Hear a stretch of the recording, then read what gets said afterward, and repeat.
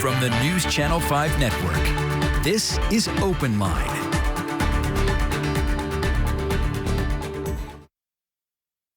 Good evening, everyone, and thank you so much for joining us for OpenLine tonight. I'm Carrie Sharp, and tonight we are talking about prison sentence reform. It's something that I know that you probably have lots of questions about. It is something that is making its way through our legislature right now, and I have a wonderful guest with a very unique perspective joining me tonight. His name is Josh Smith. He is the founder of Fourth Purpose. I want to bring Josh in. Josh, once again, thanks for being with us tonight. Thank you, Carrie. Before we get into the nitty-gritty of this bill that is making its way through the Tennessee State Legislature right now, I want our viewers to learn more about you, because we always invite them to join this conversation with their own perspectives, and especially, I hope tonight, with their own questions about this, because you are knee-deep in this from a lot of different angles. So first of all, tell folks about your history. Sure. Well, most people now know me as in East Tennessee as a business person, entrepreneur, own several companies, a lot of real estate. They know me as this, wealthy business person. What they don't know is how life started for me. And mine started right in Middle Tennessee, mostly single mom. Dad was gone at 2, ended up out of the home around 11, and caught up in the criminal justice system at 16. Had 10 felonies, actually, all just burglary, theft stuff, running the streets, and didn't make it through 10th grade. Got to the end of 10th grade, quit school, and you can write the rest of the book, right? By the age of 21, in prison, sentenced to 5 years federal prison for my role in drug conspiracy, drug crimes. And it was there, actually, that my life began to change for several different reasons. First, God. Secondly, I was exposed to people, executives, CEOs, bankers, lawyers, people that didn't pay taxes.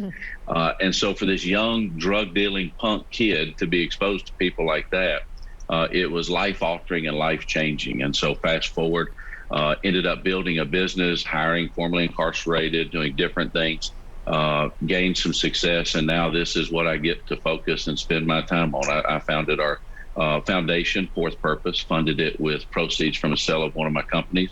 And now I get to, our mission is to make prison a place of transformation, so that when people come in, as bad as it is or whatever the situation is, they're able to come out on the other side better, creating less victims, not coming back in the system, not violating other people, but living life in society the way that they were supposed to be. And how are the concrete ways that you do that through Fourth Purpose?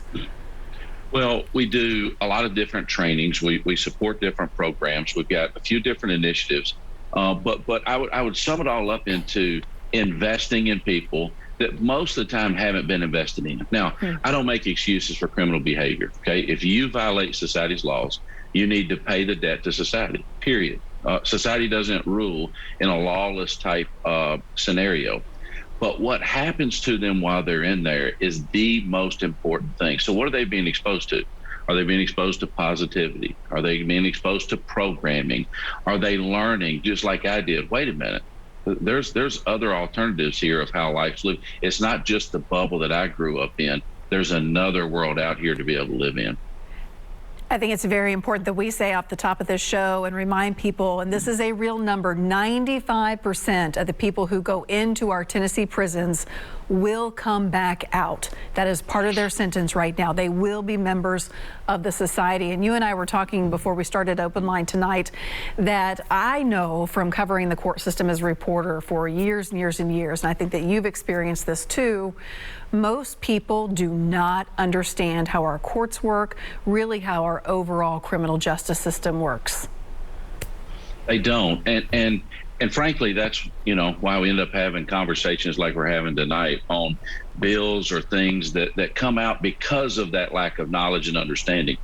We only understand the one side. The person breaks the law, they get caught, they go to prison, end of story.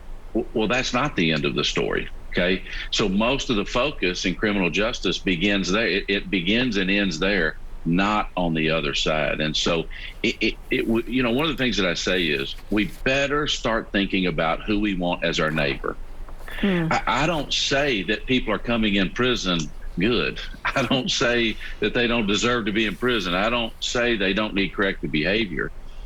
But we better make sure that we have a system set up that helps them come out differently than they went in. So we're not talking about more victims. So we don't have the same crimes happening over and over again. So people aren't coming back to prison at a very high rate.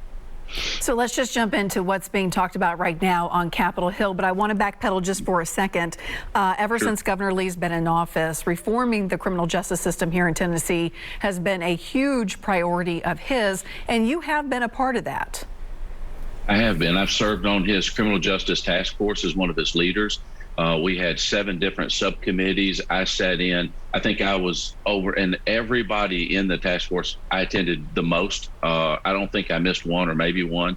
I sat with the top law enforcement throughout the state, looking at juvenile justice and crimes. I sat with victims and victims roundtables, hearing what's important to them, how they're affected, what hurts them, what are the things and information that they need to feel better. So tremendous experience learning and putting governor did a great job putting a great team together to come and tackle some of these challenges and issues. And he's been leading on that issue since he got into office. And one thing you said, hearing from the victims, the sponsors of this bill about truth in sentencing have said that listening to the victims really made this a priority for them to propose this truth in sentencing bill, because victims have asked for clarity in sentencing, which really is not there. No matter what side of the debate you're on this, there is not clarity when it comes to sentencing at all. Now, the tactic we take to get that clarity, I guess, is what is up for debate. Right now, Republicans are asking that, or proposing that we do away with parole for the most serious crimes. No more parole as part of sentencing, and then also no early release, no incentives, no good behavior release allowed, that sort of thing. I'll let you dive into it a little bit more the way you see it. Sure. Well, let's talk about victims first. So as I sat down and I spoke with victims, one of the things that I learned is, and this is why Governor Lee put it in his legislation that he passed on criminal justice. They want to know, number one, when they're getting out. Okay, so they want to know where they're at. So we put in a 12-month time where they couldn't go, what they say, to the door anymore. That means that they have to be on parole or probation and serve out a period of time on that. That means they get the services, but more than that, when the victims are calling and the DA's calling, they know where they're at. There's a consequence. Well, let me tell you, with this, that's removed. Okay, these people will go and get out of prison. No one will know where they're at. They have served 100% of their time. And while we feel good on the beginning, where we've done a great job, we think, and we put them away for a long time, they're going to be somebody's neighbor tomorrow. So I find many times they ask the victims certain questions to say, hey, do you want them to go to prison for a long time? The answer is yes. Do you want to know how long they're going to prison instead of the current parole system? Yes. And I don't disagree. It's a very difficult system, but we're trying to fix it in a way that is going to cause us more collateral consequence in the end. But most people don't understand it. Number two, let's talk about in prison. Okay, right now, even in Tennessee, now most of the legislators don't know this because they don't go into them. We have a staffing problem that we've had now for almost 2 years.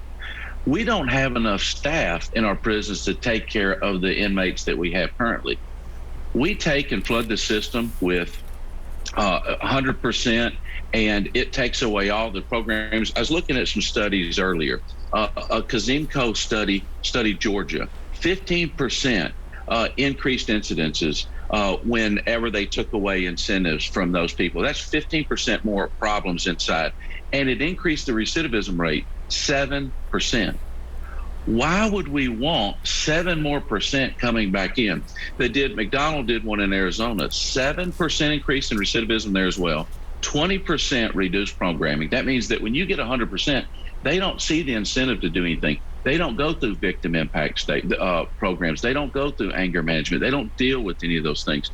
And then over 50% increased in incidents is in prison. So what does that say to our correctional staff and officers when we say, no, we want to put somebody in and you have no ability to control them, you have no ability to incentivize them, this doesn't work anywhere in the country. And I talk to commissioners and secretaries quite often, and all of them will tell you this is bad, bad, bad. So I hear the issues, and there's no, what I say is there's no pound of flesh that you can give a victim that can help them in the pain that they've been through. It doesn't happen.